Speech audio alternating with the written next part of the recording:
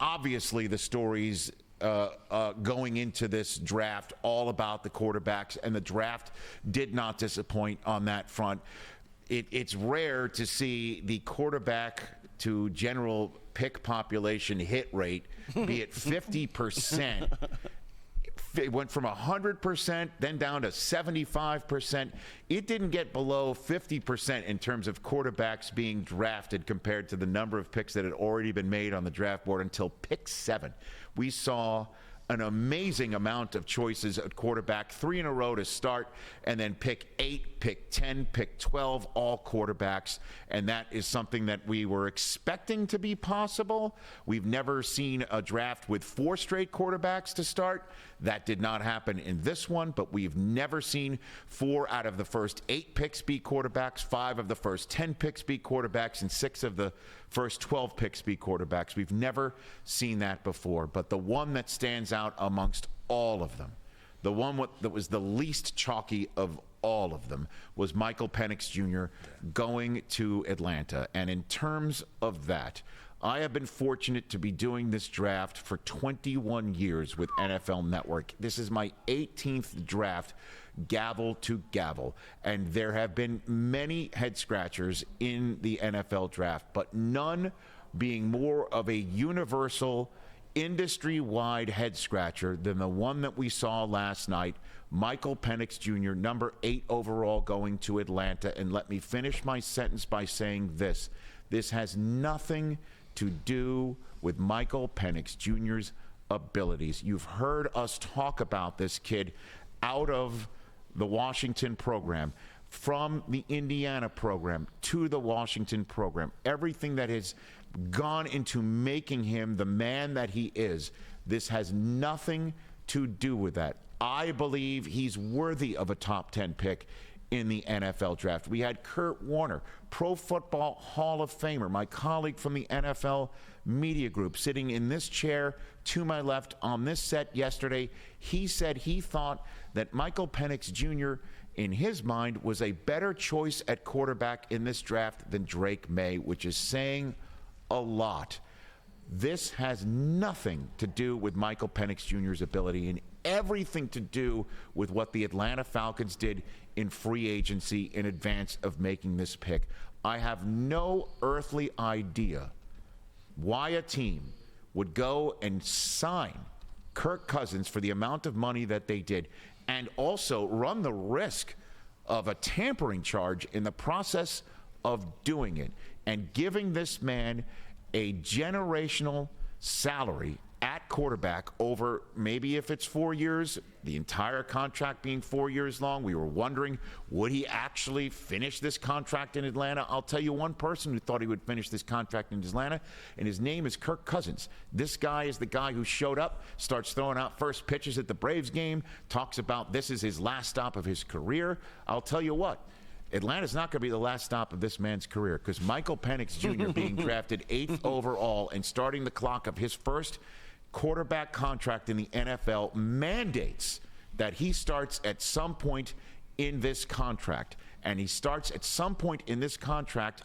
before Kirk Cousins ever imagined another quarterback would be brought in to take his starting role. I have no idea why Atlanta would want to do that with Kirk Cousins coming in the manner in which he came in, and the amount of the red carpet that they rolled out for him, and the doubt that they're now going to be placing within his mind and that locker room. His ability to stroll in there and say, this is my team, this is my franchise, this is my new city, has now been compromised because they brought this kid in 8th overall. His ability to look at this kid in the face and say, let's talk about what you need to do to become a terrific quarterback in this league. As great a human as Kirk Cousins is and has shown to be, you have to sit there and wonder how he's going to be with this kid in this quarterback room.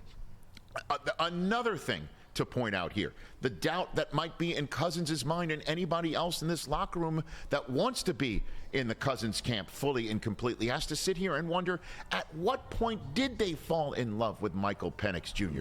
Was it watching him be a collegiate quarterback in Washington? Was it him being a quarterback in the championship game against Michigan, struggling, but also seeing what he did against Texas. We heard, and Ian Rappaport's going to come on here, and I'm wondering if he can confirm this. They did not have a top 30 visit with Michael Penix Jr. They went and chatted with him at the Combine and had a 45-minute meeting with him, watching a workout of him in Washington. And that's it. When did they fall in love with Michael Penix? Was it in the process of signing Kirk Cousins to a 4-year, $180 million contract that pays him $90 million of guaranteed money? Did they do that during that after signing him? Tom Pelissero, our buddy Tommy P, who's going to sit in for me when I'm with the Roku New Fronts next week in New York, he had the line of the day on Good Morning Football today. He said it's basically like cheating on your wife during the honeymoon. Is essentially what he said. That's what it is. You're in the honeymoon phase right now, and you're going to bring in a kid who, by the way, is also 24 years old when he takes the field, if he does at all, for the Atlanta Falcons this year. So if Cousins plays the 2 years, and they do finally stick out 2 years, by the way, for the $90 million that he's guaranteed to be paid over those 2 years, and they do stick Penix out there, he'll be a 27-year-old guy who's not played much of a snap in the NFL at all. That's how Penix is going to get born into this league. So the question is, what was the thinking of Terry Fontenot, the general manager of the Atlanta Falcons? And he, next to Raheem Morris in a press conference that was very highly watched last night, had this to say after choosing Michael Penix Jr. 8th overall. At the end of the day, if you believe in a player at that position, because if we're all sitting here a few years from now, whenever it is, and this guy's playing pretty good for somebody, regardless of the situation, regardless of you sit back and look back and we pass him up, you can't do that. If you believe in a quarterback, you have to take him. And if he sits for 4 or 5 years, that's a great problem to have because we're doing so well at that position. So it's just as simple as if you see a guy that you believe in at that position, you have to take him. I mean, to wait for 4 or 5 years, and I think that was wild. Well, I think Terry Fontenot is saying that because he does need to address the guy who they paid all this generational money to be a free agent and come in to win now. The sense in Atlanta was, let's win now. And the sense is, when you do that in free agency and you're a quarterback needy team and you're 8th overall on the clock, that now allows you to take the best player available to supplement the arrival of Kirk Cousins, to maybe trade out, to trade down. The Dallas Turner selection that everybody had them in their mock drafts. Dallas Turner wound up going 17th overall. Minnesota traded up one more time to go get him. He wound up being 17th overall. Byron Murphy, who would have been a very nice addition in the middle of the defensive line for Atlanta to help out win now and win a division right now, if not a Super Bowl right now, he went 16th overall. You could have traded out into those spots. You could have traded out into those spots and gotten those guys and more draft choices in a draft that's very top-heavy.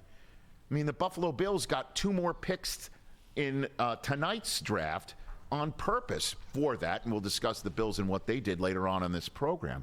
You could have done that, but he's also saying we want to win later on. But Michael Penix, if you do wait the 4 years, if you do say wait 4 years, that guy's going to be a 28-year-old quarterback who's not played before, with the possibility of you picking up a 5th-year option of him not having played a single snap.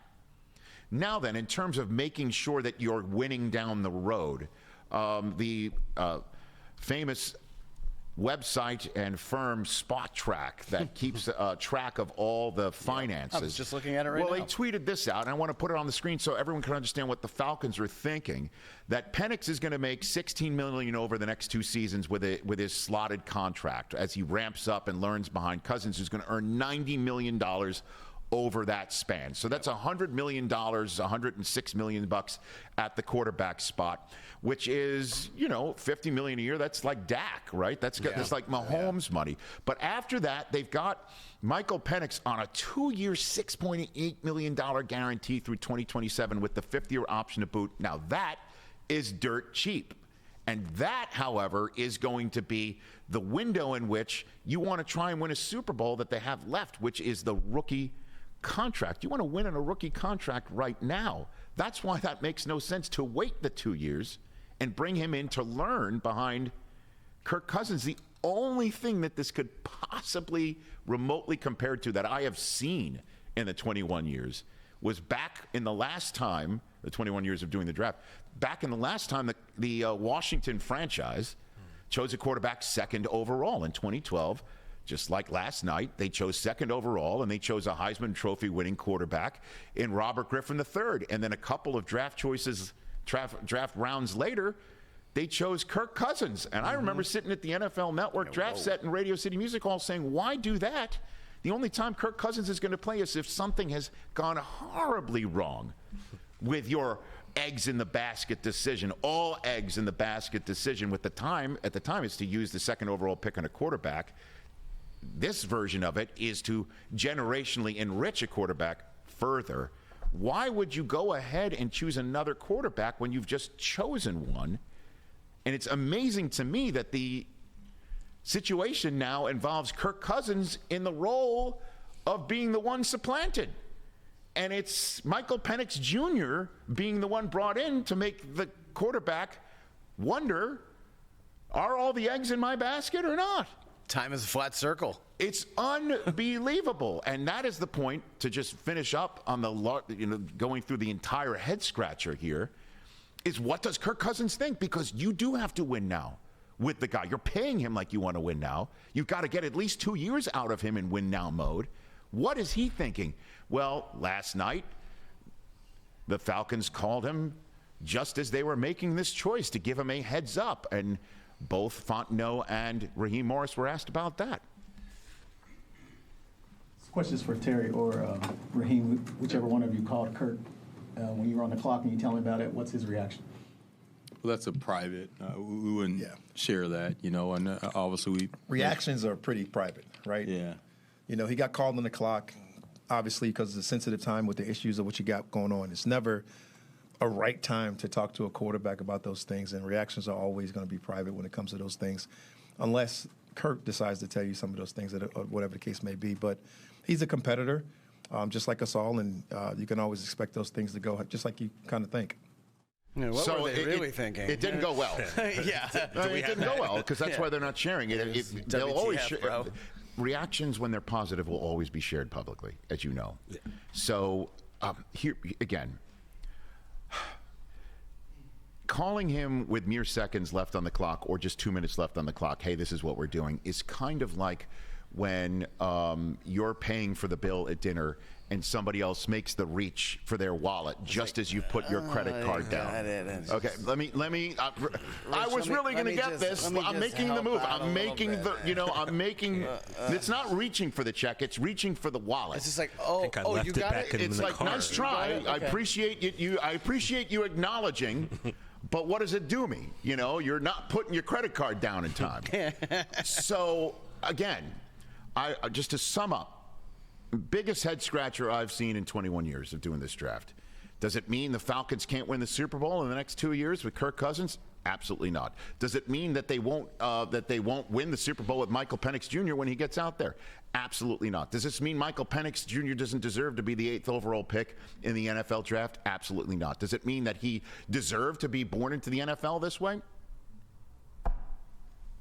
He also might play week one. We don't know if Kirk Cousins is ready to go. Also, there have been 130 quarterbacks who played games in the last 2 years. But you also don't sign a quarterback to the contract that they did if you're questioning whether he's going to play week one. He's going to play week one. They expected the whole conversation this entire 6 weeks was like Kirk Cousins has arrived. Atlanta's on the map. They are absolutely in the mix to win their division, if not the conference. And we'll see what they're going to do to supplement them with the 8th overall pick. And they didn't. And all they did was just add a lot of questions and a conversation like this one to start this show, which is a head scratcher. Headline. I'm scratching my head. Catch the Rich Eisen Show every single day on the Roku channel, 12 to 3 Eastern, for free.